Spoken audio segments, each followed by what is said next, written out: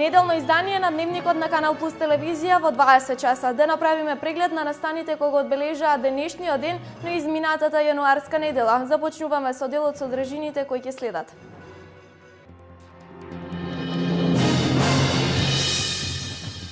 Како резултат на потезите на опозицијата, Македонија во изминатата година, па и сега трпи сериозна штета, вели вице-премиерот за економски прашања Владимир Пешевски.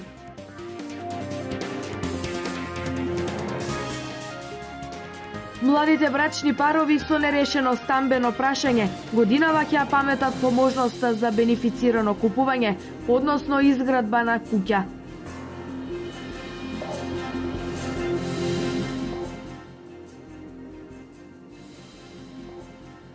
Од оваа година значително ќе се олесни лекувањето на пациентите заболени од карцином.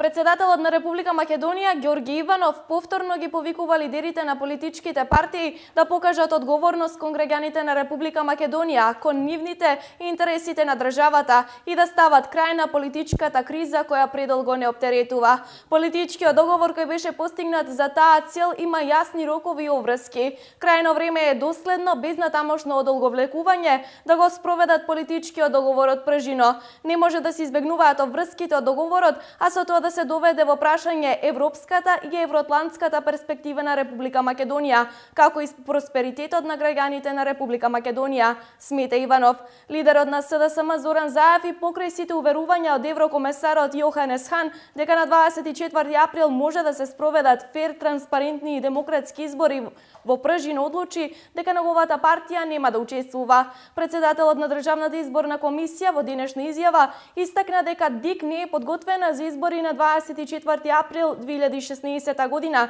и дека за прочистување на избирачкиот список би биле потребни 3 до 4 месеци, но членовите на Државната изборна комисија не се согласни со овој личен став на председателот Чичаковски, затоа што комисијата ниту расправала, ниту донела заклучок за ова прашање.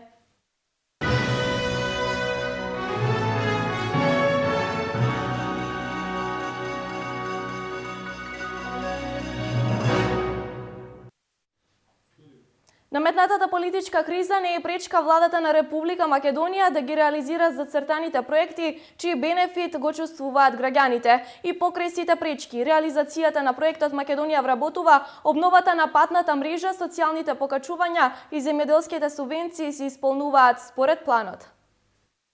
Како резултат на потезите на опозицијата, Македонија во изминатата година, па и сега, трпи сериозна штета, вели вице-премиерот за економски прашања Владимир Пешевски. Но и во вакви услови на дејствување, планираните економски проекти на владата се исполнуваат, како што се исполнија и сите точки од договорот во пржино. Во меѓувреме опозицијата нема предложено или реализирано ниту еден конструктивен проект. Сето она што беше договорено, постепено во тој фамозен пржински договор, ВМРО ДПМН како обврска го реализира.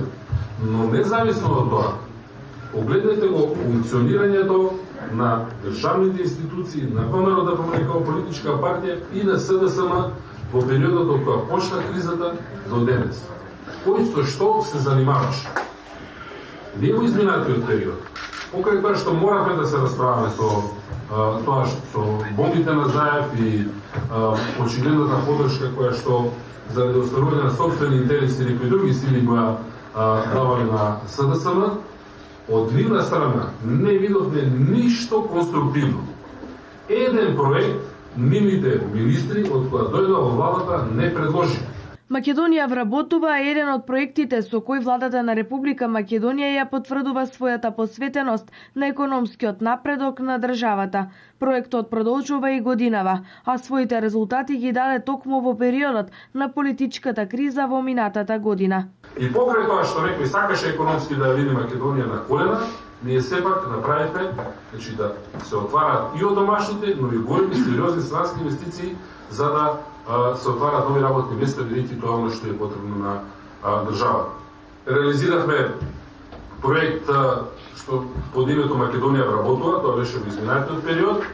Повторно, додека СДСМ си го напредуваше своите кадри, внатре, онаму кај што можеме, ние направивме проект со кој што неколку илјади, мислам дека е цифрата над 10.000, може би до 12.000 стигнато сега, врз основа на проектот Македонија вработува, кој што го издизајнираме во овој период.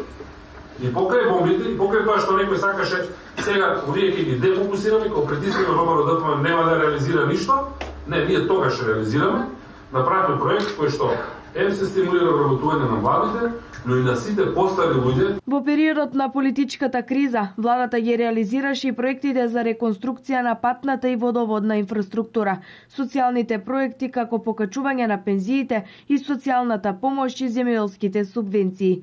Со што уште еднаш покажавме како работи одговорна влада, рече вице-премиерот Пишевски на трибината за изготвување на новата изборна програма на ВМРО ДПМН во Скопје.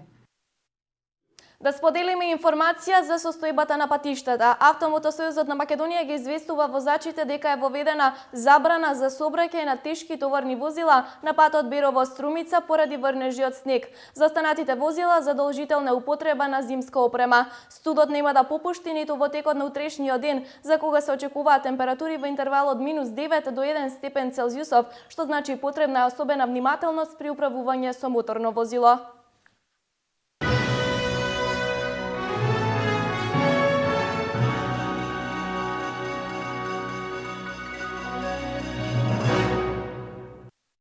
Продолжуваме со ретроспектива на настаните и вестите кои што одбележаа неделата што измина. Младите брачни парови со нерешено стамбено прашање годинава ќе паметат по можноста за бенефицирано купување, односно изградба на куќа. Почна пријавувањето за проектот Купи куќа за млади. Сметавме дека еден ваков проект е потребен и дека ќе најден голем интерес и по првите контакти што ги имаме со граѓаните покажуваат дека интересот на младите луѓе е голем и дека по донесувањето на овој закон, односно од утре веќе ќе се овозможи да аплицираат за овој проект и очекувам да има голем интерес кај младите во Република Македонија. Месечната рата изнесува 200 евра, тогаш поддршката што ќе ја добиваат лицата од државата изнесува 160 евра за 8 години, значи првите 8 години граѓанинот плаќа само 40 евра од вкупно 200 евра што е месечна рата, 160 евра месечно плаќа државата, а потоа во 9-та, 10-та и 11-та година по 100 евра плаќа граѓанинот и државата. Од оваа година значително ќе се олесни лекувањето на пациентите заболени од карцином. Медицинската терапија наскоро ќе ја примаат во најблиската болница, со што во голем дел ќе се намалат трошоците на заболените. Болните од малигни заболувања ќе добиваат терапија поблиску до местото на живење. На овој начин пациентите се растеретуваат од дополнителни трошоци, а ќе се овозможи и растеретување на клиниката за онкологија во Скопје од зголемена фреквенција на овие заболени лица. Со овој проект на Министерството за здравство ќе се овозможи околу 1000 пациенти од земјава да нема потреба да доаѓаат во Скопје. Постапката во останатите болници ќе ја контролираат лекари од клиниката за онкологија. 120 од овие 1000 пациенти треба да дојдат во Скопје, односно да примат оваа терапија најмалку 18 пати во текот на година. Ова значи дека над 7000 посети помалку ќе има на клиниката за онкологија по комплетното воведување на целата оваа политика. Во втората фаза овој проект ќе се доусоврши и ќе се овозможи дисперзирање на хемотерапијата, односно најдневните хемотерапивски режими. Идејата е тие да бидат подготвени во клиниката за онкологија со претходно онлайн потврда во рамките на софтверот за адекватни резултати од биохемиските анализи на пациентите. На овој начин месечно би се добивале над 200, можеби и 500 хемотерапии, додека подолгите хемотераписки протоколи и понатаму ќе се аплицира на клиниката, истакна Тодоров. Односно, на еднодневните хемотераписки режими, идејата е тие да бидат подготвени на клиниката за онкологија со претходна онлайн потврда во рамки на софтверот за адекватни резултати од биохемиските анализи на пациентите. Додека подолгите хемотераписки протоколи понатаму ќе останат на клиниката од медицински причини. До 2013 година сите пациенти мораа еднаш месечно да додат на контрола на клиника. Од 2013 година за дел од пациентите овозможено е да доаѓаат со упат на 3 месеци. Концептот на дисперзирање терапија е превземен од Велика Британија, каде е добро развиен и успешно се применува. Од крајот на февруари овој вид на терапија ќе им биде овозможено на пациентите од источниот регион да ја примаат во клиничката болница Штип. До крајот на месецот земјоделците имаат обврска да поднесат даночна пријава. Кои се бенефициите кои управата за јавни приходи ги предвидува за оваа категорија даночни обврзници? Од управата за јавни приходи потсетување до земјоделците да се пријават за паушално оданочување. Ваквата обврска се однесува на оние земјоделци чии приходи не надминуваат 1.300.000 денари. Управата за јавни приходи, регионална дирекција Штип, сака да ги потсети и ги известува сите граѓани кои остваруваат приход од земјоделска дејност и приходот изнесува до 1.300.000 денари, може тој приход да биде оданочен на паушална основа. Односно, барањата за паушално оданочување на земјоделците се доставуваат до 31 јануари 2016 година. Земјоделецот кој остварува приход може да биде оданочен дополнително и како основна дејност, без оглед како е оданочувањето. Значи рокот е тој, а за дополнителна дејност даночните олеснувања се до 80%. Значи земјоделецот кој остварува приход од земјоделска дејност и е регистриран како дополнителна дејност, на 20% од приходот плаќа 10% данок. До 15 јануари пак е рокот до кога може да се поднесат пријави од земјоделци и граѓани како физички лица кои имаат остварено приход од 1 милион денари. Нивна обврска е да се пријават како обврзници за данок на додадена вредност. Неделава караванот на ВМРО ДПМНЕ насловен на Македонија и треба твојата идеја беше во општина Зрновци. Секој конструктивен предлог е добре дојден, а приоритетите на секоја општина ќе бидат дел од изборната програма на оваа партија. Како гола борба за власт ја карактеризира вештачки создадената политичка криза во државата од страна на СДСМ на синоќашната трибина во Зрновци. Предводникот на партиската група на ВМРО ДПМНЕ, министерот за здравство Никола Тодоров. Тој низ пример изборуваше за деструктивната политика на неголемата опозицијска партија, која не нуди проект, ниту има изборна програма, а сака со лажни ветувања и создавање криза да дојде на власт. Тоа најдобро се гледа од начинот на кој се практицираат власта во министерствата, кој ги добија на подарок под договор во Пржино. Но престојните избори треба да ги демаскираат нивните намери, бидејќи според Тодоров, ВМРО ДПМНЕ ќе победи уште поубедливо отколку на последните. Ви зема една година од вашите животи, една година од државата, една година можност за подобар и побрз развој на државата, но македонскиот народ не дозволи да биде изманипулиран, не дозволи да биде излажан, не дозволи да биде ставен во заблуда и да падне на ова сценарио кое што беше подготвено, ова деструктивно сценарио, кое што беше подготвено од СДСМ само со една цел, да ги донесе на власт. Доказ за тоа е овој изминат период во кој што СДСМ има своји министри во владата, има своји заменици во владата. Дали тие министри и заменици нешто сработија? Дали предложија еден проект? Дали реализира еден проект? Дали направија нешто со кое што ќе го подобрат животот на земјоделците? Ќе ги подобрат условите во градинките? Дали измислија некоја нова политика што ќе помогне на некои граѓани во државата? Не. Ништо. Едно големо ништо. Градоначалникот Блаже Станков нагласи дека власта на ВМРО ДПМНЕ во Зрновци има реализирано над 30 на крупни проекти кои го подобрија животот на граѓаните. Најглавните важните проекти кои што беа навистина од витално значење за општината, тука се 4 локални патишта, а изградбата на канализација во село Витовиште, комплетно завршена канализација во село Зрновци, реконструирање на општинскиот водовод, пуштање во функција. Сега веќе знаете дека речиси до секој семејство имаме вода за пиење, чиста вода за пиење. Направивме дел од речното корито, уредивме речното корито во село Мородис. За верските потреби на граѓаните во Мородис и во Витовиште изградивме цркви, помогнавме во реновирањето на црквата во село Зрновци. Направивме една куќа во село Мородис, каде што можеме, сместивме огромен број на експонати кои што се сведоци на минатото. Покрај тоа, представници на владата ги промовираа новите мерки и проекти во сферата на вработувањето и земјоделието.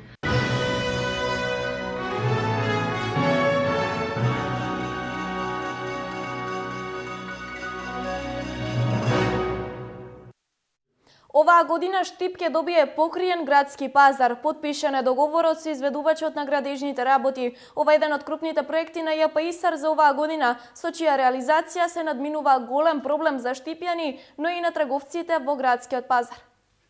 Штипскиот пазар ќе добие нов модерен изглед. Со потпишувањето на договорот вреден 120.000 евра ќе стартува изградбата на 14 монтажни дуќани и покривање на пазарот на површина од 1600 метри квадратни. На овој начин ќе се реши долгогодишната потреба на граѓаните од Штип од покриен пазар. Започнуваме со изградба на 14 дуќани по 16 метри квадратни. Секој дуќан ќе има посебен санитарен јазол. Дуќаните ќе бидат изградени на градскиот пазар. Ова е прва фаза, втора фаза ќе биде веќе и покривање на самиот пазар во оваа година. Со самото ова ќе допринесеме да овие дуќани ќе бидат во собственост на јавното претпријатие Исар. Ние ќе ги дадеме на лицитација, ќе ги изнаемуваме. Инвестицијата ќе очекуваме дека ќе се врати за 2 години, сега што инвестираме. Ова ќе биде добро и за самите граѓани на град Штип, ќе има каде да пазаруваат во добри услови, а и за самите понудувачи, за самите бизнисмени кои што ќе ги закупат дуќаните кои веќе имаат голем интерес. Моментално се искористени 70% од продажните места со кои располага пазарот. Со подобрувањето на условите на градскиот пазар за продавачите и изградбата на дуќаните, бројот на продажни места ќе се зголеми на 400, а искористеноста се очекува да биде 100%. Очекуваме дека платоиден кај што се во изградба сега дуќаните и деловните објекти, ќе имаме некаде 100% искористеност. Интерес има. Конкуренција ќе има поголема понуда, разновидна понуда во овие деловни објекти, каде до сега беме ограничени на тезгите, може ограничена роба што е дозволено да се продава. Во овие дуќани ќе може да се продава било каква роба што одговара за продажба. Ова е една од поголемите инвестиции на јавното претпријатие Исар за годинава, која е планирано да биде завршена за 2 месеци. Делчевскот Звегор неделава беше во центарот на празничните случувања на истокот. Стара нова година, односно Звегорска Сурова, на најдобар начин ја продолжи карневалската традиција со голем број учесници во традиционалните ритуали за истерување на лошите духови и за убав почеток на новата година. Ечеа зурлите и тапаните денес во Делчевското село Звегор. Традиционалниот карневал под маски Звегорска Сурова е манифестација што секоја година ја организираат жителите на село Звегор, маскирајки се во различни маски на 14 јануари или Стара нова година. Невестата и зетот, мечката, белата војска на невестата, попот и циганките и годинава беа дел од маските што со своето значење од куќа на куќа ги истеруваа злите духови од селото, честитајки им ја новата година на домакините и благословувајки ја куќата. Највеќе ја браниме невеста да не откриват и таков адетот. Невеста не смее да биде откриена се до крајот на нашата звегорска церемонија. Каков е адетот? Зошто одите по куќите? Да ги истераме лошите работи од куќите. За тоа. Што е препознатливо за Звегорска? Извикуваме сурва. Што представува вашата маска? Нашата маска представува стара баба и ние имаме должност оваа година да донесуваме среќа и берекет на луѓето од селото. Значи, мојата маска представува Дедо Бог се јави за празникот, сега слезе, да им помогне на граѓаните, да им даде мир и така.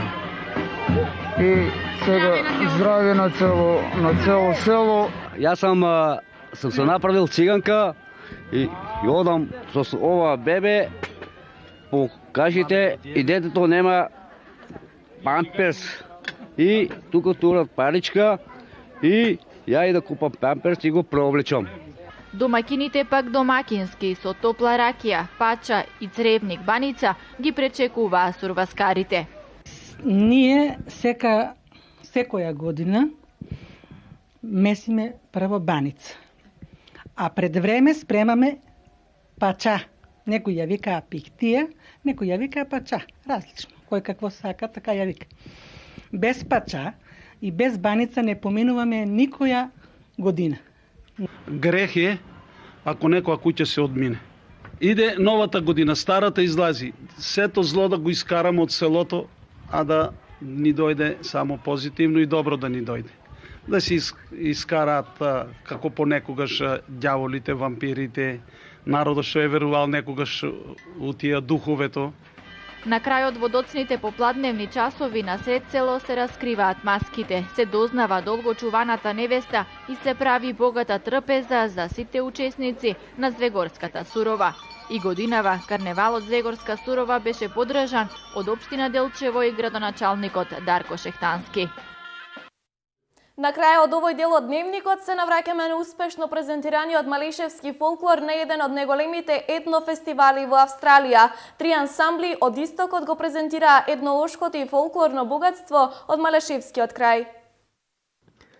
На најголемиот фестивал во Австралија, Woodford Folk Festival, од страна на оркестарот Ускакан, малешевски зурли и етно малеш беше представена малешевската музика.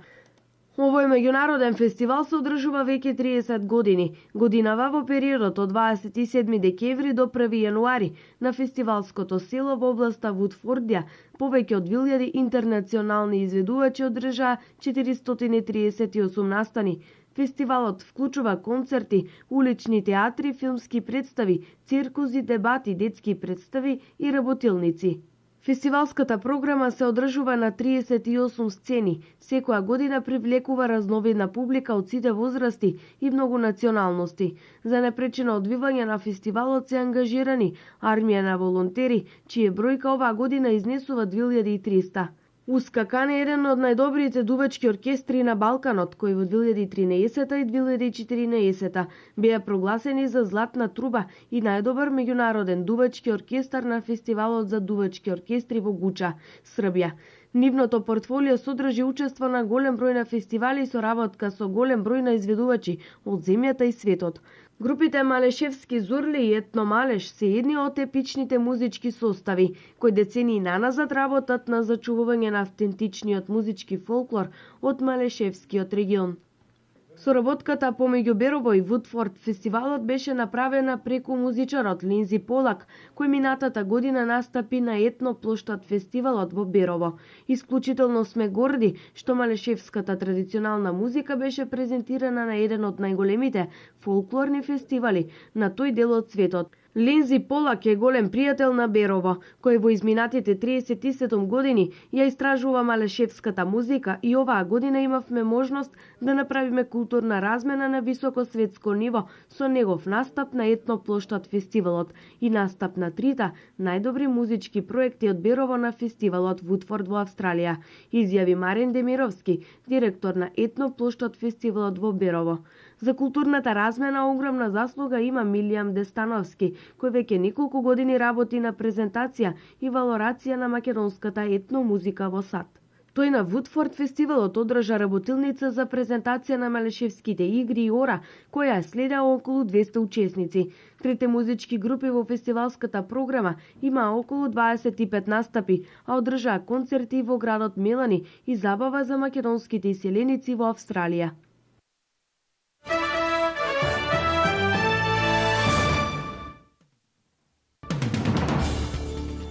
Околу 300 припадници на германската полиција синоќа спроведоа акција во градот Дизелдорф, во еден кварт каде живеат голем број на емигранти по потекло од Северна Африка, јави ТАС. Полицијата соопшти дека акцијата е спроведена по добиените сознанија дека во одреден период од демот во овој кварт се среќаваат лица кои се осомничени за кражби и за шверц на дрога. Операцијата е спроведена во услови на зголемени тензии во германската јавност, по серијата напади вржени во Келн од страна на емигранти за време на новогодишната ноќ и по зачестените барања за преиспитување на политиката на владата на Берлин за отворени врати за бегалците. Припадници на джихадистичката група во текот на вчерашниот ден екзекутирале околу 250 борби на провладените сили и членови на нивните семејства во сирискиот град Дейр ал-Зур, откако претходно зазедоа делови од него што беа под контрола на силите лојали на сирискиот председател Башар ал-Асад, јавија западните медиуми, повикувајќи се на тврдење на локалните невладини организации. Информацијата ја потврди извор во сириската влада, која нагласи дека джихадистите убиле најмалку 250 лица. Нервозен слон предизвика паника по улиците на индискиот град Кожикоде. Животното излегло надвор од контрола и почнало да руши се пред себе, односно се што му се нашло на патот, објавуваат индиските медиуми. Инцидентот се случи за време на верски фестивал.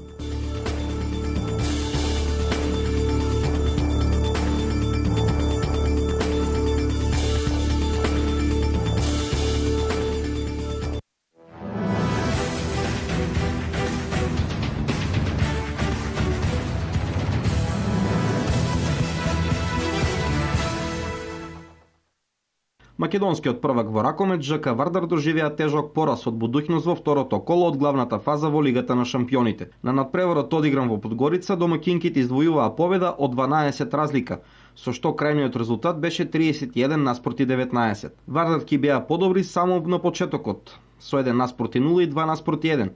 Па помотивираните домаќинки жестоко се изборија за резултат на полувреме од 16 наспроти 8, а во второто со 15 наспроти 11. Следен ривал на Вардар е шведскиот Савехов.